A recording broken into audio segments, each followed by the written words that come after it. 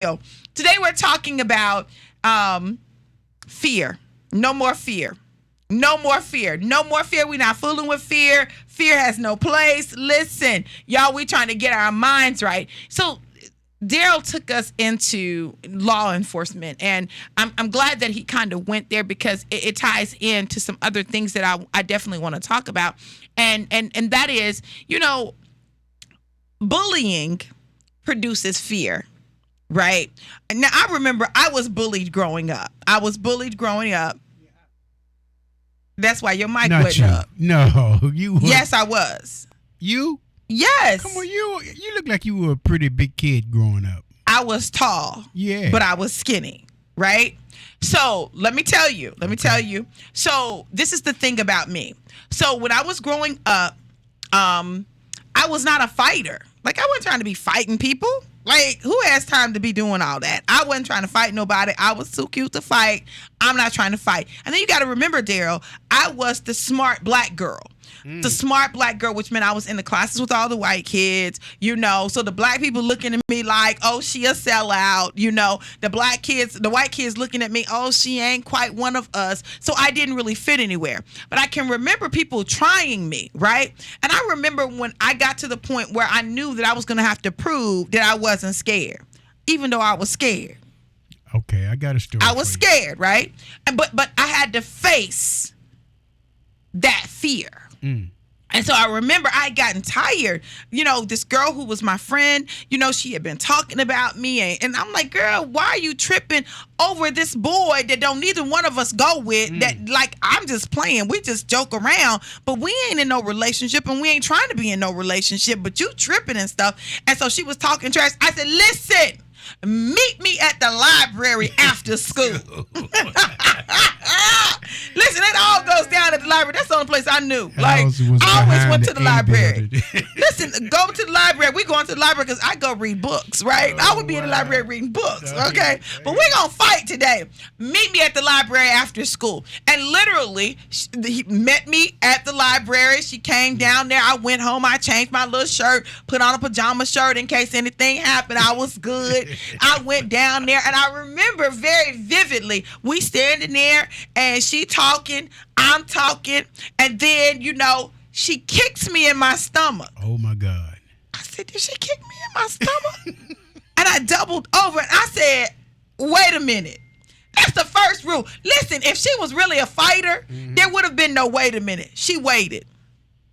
She let me catch my breath. She did. And she let me get up. It's called good sportsmanship. Well, it didn't turn out so good. It cost her. It cost her a black eye, a bloody nose, and a busted lip.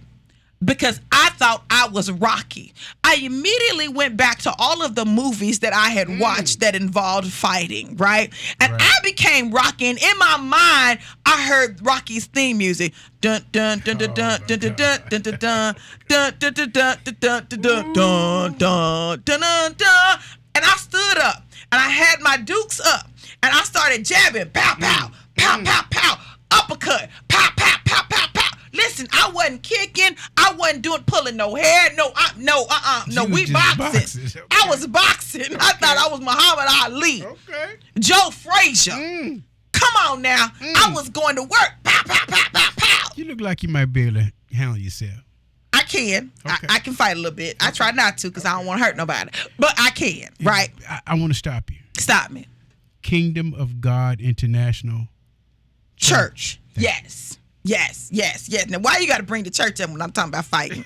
Listen, I felt like David going against Goliath, right? And it wasn't that she was a lot bigger than I was. It just was that I was not the fighter, okay? Okay. But after that day, I got a new respect level because I was willing to stand up for myself and fight. Now, I wasn't afraid to fight. Boys, this boy stole my sweatpants.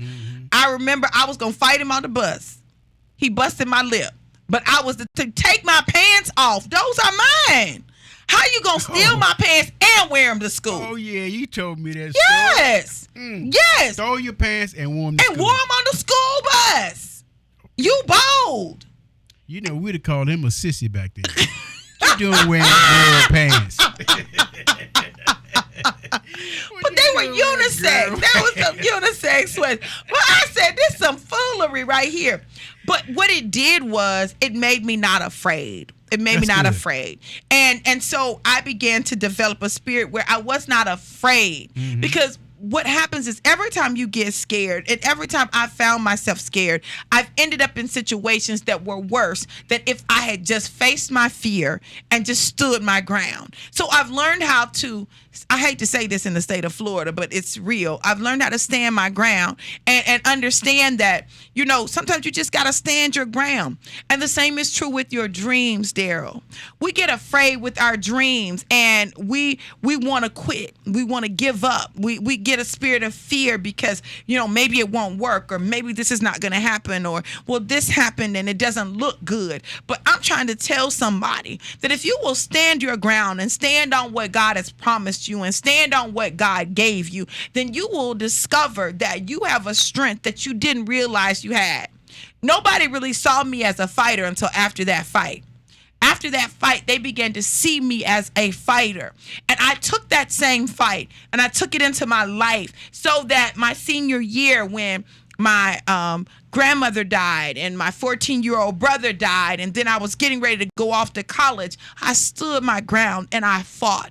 I fought for my destiny. I fought for my purpose. When I got pregnant in college, and I knew that, you know, this was going to change the course of my life and I had to do something, I stood my ground and I took extra classes and I did what I needed to do, and I fought for my scholarship, and I went in with a plan, and I told them, listen, I know I'm pregnant, but this is the plan that I have. And I graduated faster than a lot of my classmates. They had another year. I graduated in 4 years and a summer, you know, and so I just stood my ground. I learned how to become a fighter for my destiny and for my life.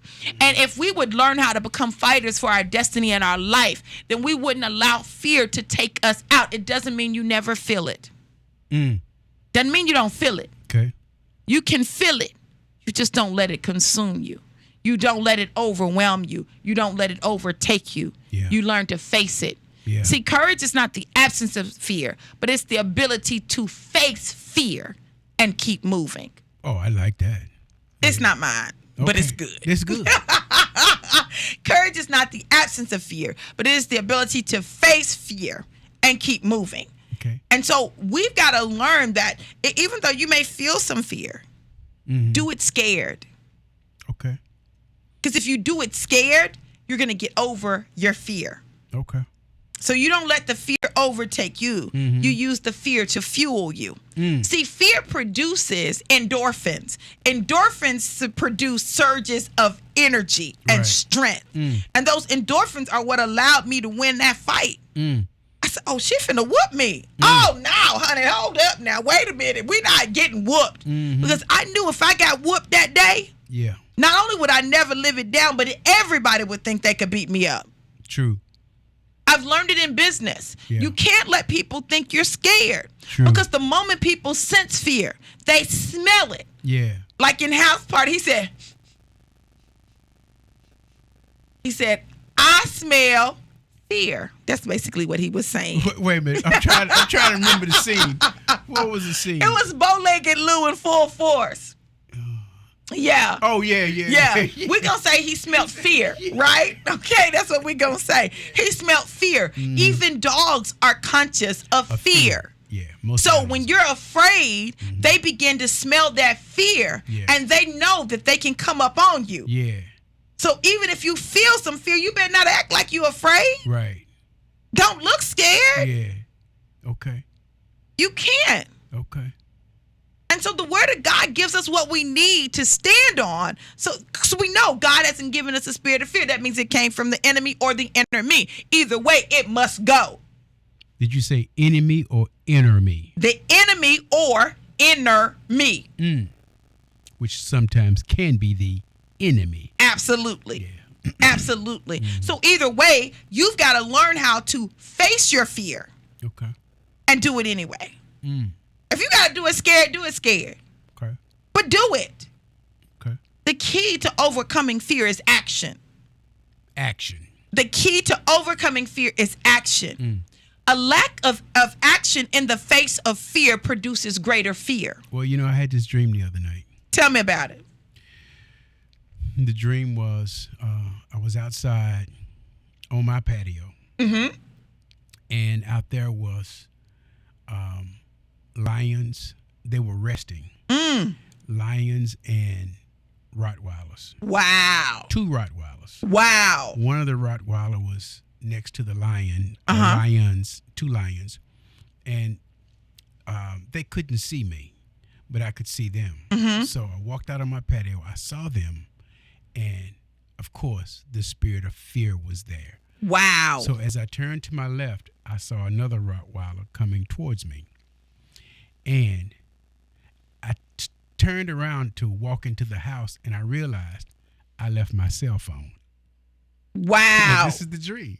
Wow. Now, this cell phone right here. Okay. So I go over to the table. I got enough courage.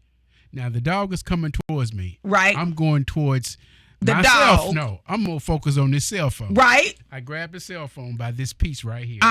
And then I run on into the house. Okay. Okay. Close the door, and I can look at the dog barking at me. Dream over. But when I woke up in the middle of the night, you were scared. Not really. I go to the bathroom, do my thing in the middle of the night, and I'm thinking to myself, I got to get back in that dream. I got to get back in that dream. Okay. Because I should not have run. Oh, my God. Come on, Daryl. I should not have run. Right. That was my place.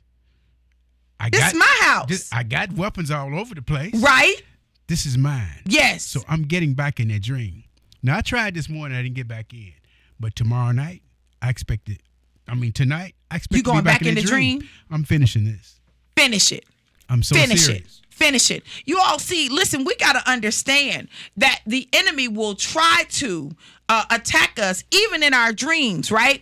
In our dreams, it'll try to produce a spirit of fear so that we are immobilized, so that we run from what belongs to us. And we can't allow it to happen. Daryl said that he had to get back in the dream. He said, I got to get back in this dream because I got to finish this. That dog ain't finna run me in the house.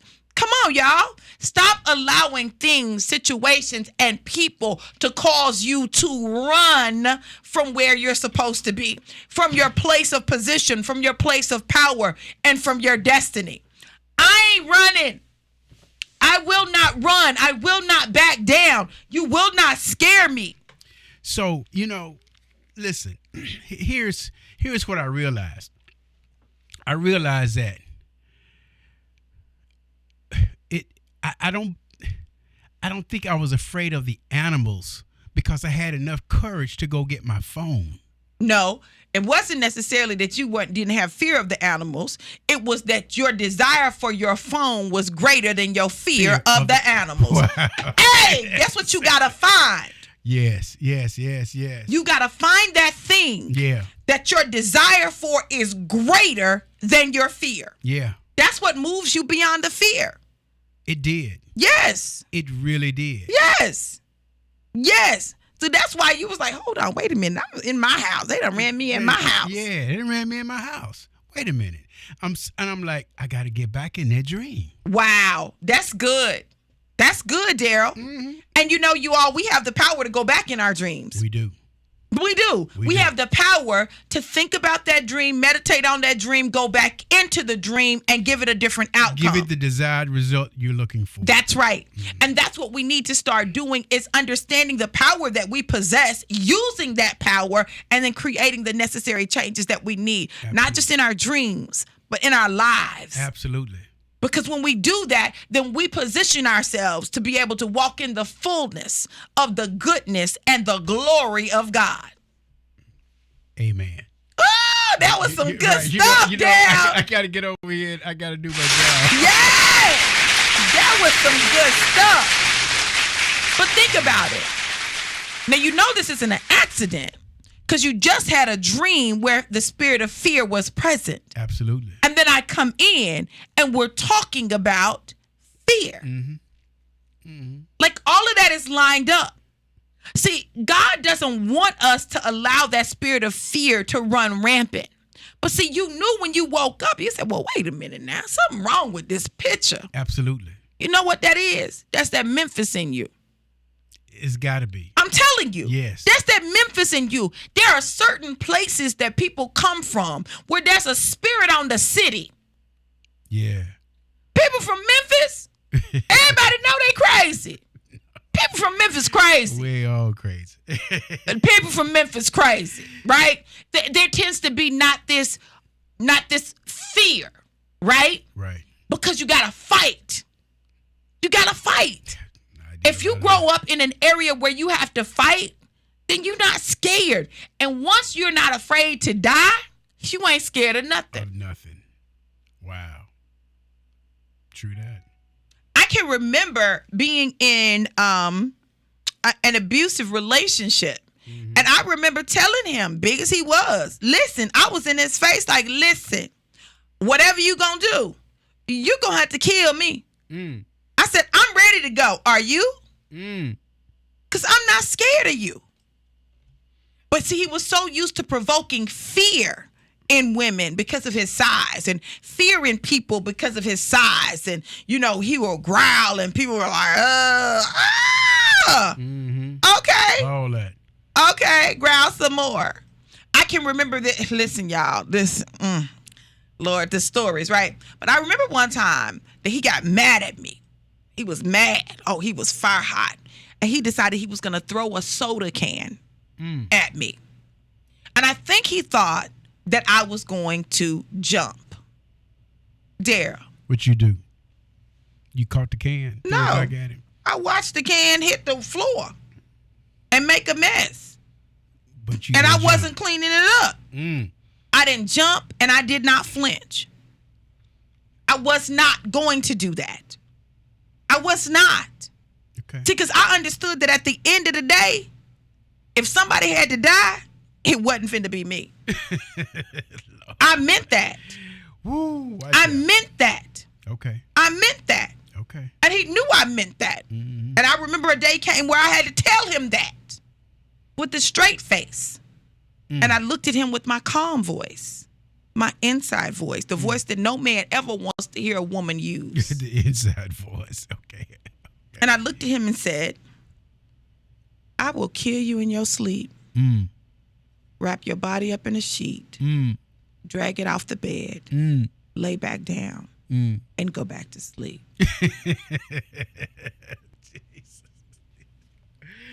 Woo! I can hear you right now calling your friend. Girl, come over here, help me. I just chopped me. I need you to help me chop him up. Daryl, that man didn't know what to do. He didn't know what to do. He said, you crazy. You crazy. I can't believe you said that. And I looked at him, still in my calm state, and said, and I meant every word of it. Wow. You know, you got me a little shake over here. Let me get this spirit off you. Listen. You're looking at me like you might want to, you know, I'm like, wait a minute. I'm just using you as an example, Daryl. I don't know. You had that look. You know, I'm scared. You know I'm an actor. I'm scared to look at you now. Don't be scared. Don't be scared. Listen, I tell this story to my students, right? And they be like, Dr. V, you crazy. For real, you crazy. I said, listen, I just learned that when it came to dealing with men, that sometimes as a woman, you just had to let them know, I'm not scared. But True. you might want to think about what you do. Right. I'm just telling you. Right. I'm not threatening you. Yeah. I'm just saying, this is what could happen. The choice is yours. You know, I just decided that I would not allow someone to put their hands on me. Even when I was pledging there, like we made up in our mind, nobody was touching us. You're not finna touch us. We not finna get hit. None of that. You pledge? Yes. What are you? You know I'm an AKA. Oh, okay. Yeah. Y'all listen, that sound is the sound that it's break time. You guys listen, we're getting ready to take a break, but we'll be back with more Take Your Life Back after this commercial message right here on In Touch Radio, Reality Radio, where everyone is a star.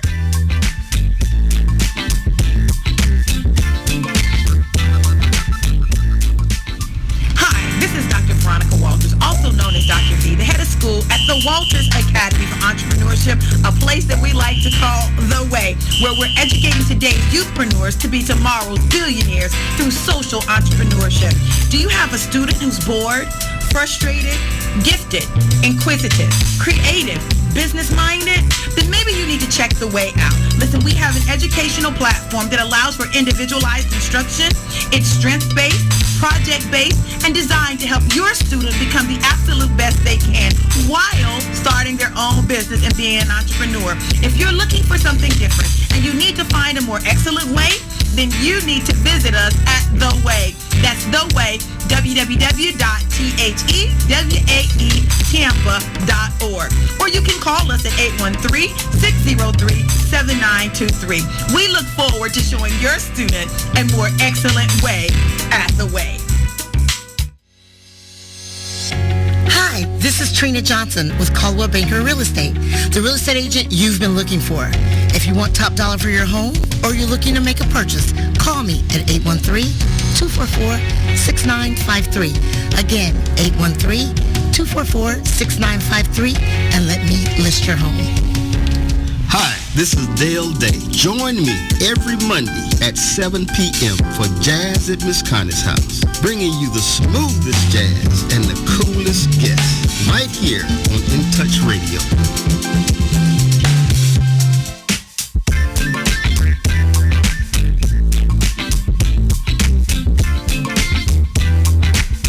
Welcome back to Take Your Life Back, KOGIC Style Kingdom of God International Church. We want to invite you out to 1920 Maydale Drive right here in Tampa, Florida, where Pastor Mary Reeves and Pastor Daryl Reeves are the pastors. I got the best pastors ever. Come through, somebody. They're absolutely amazing. Yes. Pastor Shauna said, I had to fight all my life. I had to fight. That's why Oprah didn't take that whooping in The Color Purple. Oh, snap. She said, hold on. All my life I done had to fight. And you think I'm finna let your little behind whoop me? Oh, no. I can't remember. You told Harpo to beat me. Harpo got to beat down, okay? Y'all, seriously, we got to stop being afraid to fight. And I'm not even just talking in the natural, but I'm talking about that spiritual fight. You know what I'm saying? We can't be afraid to fight for our destiny, for who we've been called to be. We can't be afraid to fight for purpose. We can't be afraid to fight for the life that God has promised us. See, I take the word of God seriously. And if he promised me that I'm the head and not the tail, until I become the head, I'm fighting. So I can get there. Something get in the way. You got to move out the way. And so we've got to really understand what our rights are. Because once you know your rights, then, you can exercise them. Now, listen, let me tell you something about us as a people. I'm going to talk about black folks for just a second, y'all. I'm going to talk about us for a second. We'll fight over some stuff that don't matter. But the stuff that matter, we won't fight for. We'll fight over some stuff that don't matter, but the stuff that matter, we won't fight for. Oh, you got a case in point? I absolutely do. Okay. The people say, your child need to be on Ritalin. Your child got ADD, ADHD. They got attention deficit disorder, and they need to put them in the slow class. Your child got a lot of energy. Your child is eating a lot of sugar. Your child is drinking a lot of sweet drinks. Of course your child is going to be bouncing off the walls. But we will allow them to label our child, put our child in a system that says that you're somehow less than the other kids, deny them the right to have the kind of education that they deserve, and give them these classes where they getting straight A's in the classes, but they not learning nothing because they doing fourth grade work in high school. But you'll believe the diagnosis, accept the diagnosis, and give them the pills, even though the pills make the child almost comatose.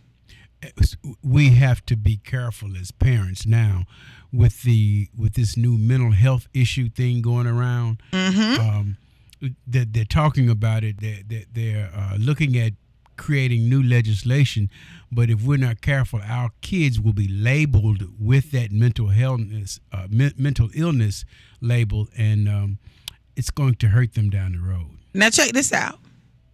Now there's some parents who want the label Well, because they want a check. They want a check. No, you don't sacrifice your kids for a check. You sacrifice their whole destiny. Absolutely. For a check. Wow. Go to work. Sell some plates. Do something productive. But that's like selling them off into slavery. It is. It really is. And we got to do better. We've got to do better. You know, it's not an accident, the things that are happening. The things that are happening are all a part of a larger plan. Remember, you know, we talk about this from school to prison pipeline. In fact, they determine the number of prisons they're going to need by the number of kids in certain grades, right? Because they're going to funnel them straight into prison. That's the plan. That's how they plan to keep the prison systems full. We won't fight that. But we'll fight if somebody step on our shoes. White shoes. Yeah. Yeah. We'll fight if somebody accidentally bumps us. Absolutely. We'll fight if somebody take too long turning. Yeah. See, we fight for the wrong things and the wrong reasons.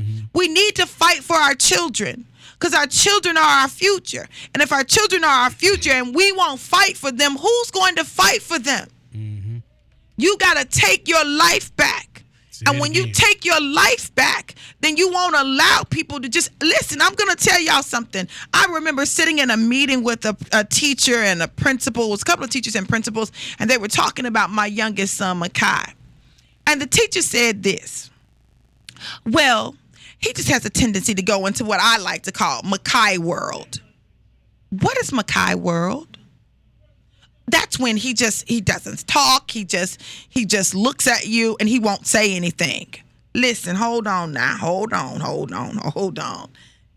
What you trying to say about my child? Well, I'm just saying that he goes into Makai world and then he becomes non-responsive. Maybe he's non-responsive because the way you approach him says that you're not approachable. Maybe he's non-responsive because he doesn't feel safe. Maybe he's non-responsive because the way you handle him makes him feel less than and inadequate. Because clearly we know it's not because he's not intelligent. I see what his grades say. But I know I can have a conversation with the boy, and the boy's using all these big words, and he knows what the words mean, and he uses them in the correct context. He's not dumb. He's not dumb. He's not slow. Absolutely. So there's a disconnect. And sometimes what happens is people mistake a disconnect for a lack of intelligence and a lack of intellect because the teaching style and the learning styles don't match. I just call that lazy. See, the teachers now, they just want to check. They're just looking for, I'm not talking about all teachers. Come on. I'm just talking about those teachers that are not taking on the responsibility and being accountable to their students. I'm talking about the teachers that are looking for a paycheck and nothing else. I'm talking about that teacher that's always complaining about something, but except what her teaching style is. They're complaining about that. Right. She's always doing the right thing. The kids are always wrong. Right. If the kids are always wrong year after year, semester after semester, group after group, then something's wrong with you. Something's wrong with you. You need to re-examine it. Yeah. Do you even belong in the teaching industry? Check it out. Because our children are, like you say, they are our future. They're our future. Yeah. They're our future. And they deserve to have the opportunity to learn and to grow. Right. And be able to learn in a way that works for them. But the system is designed to be the system. It's plug and play. How do we take our life back?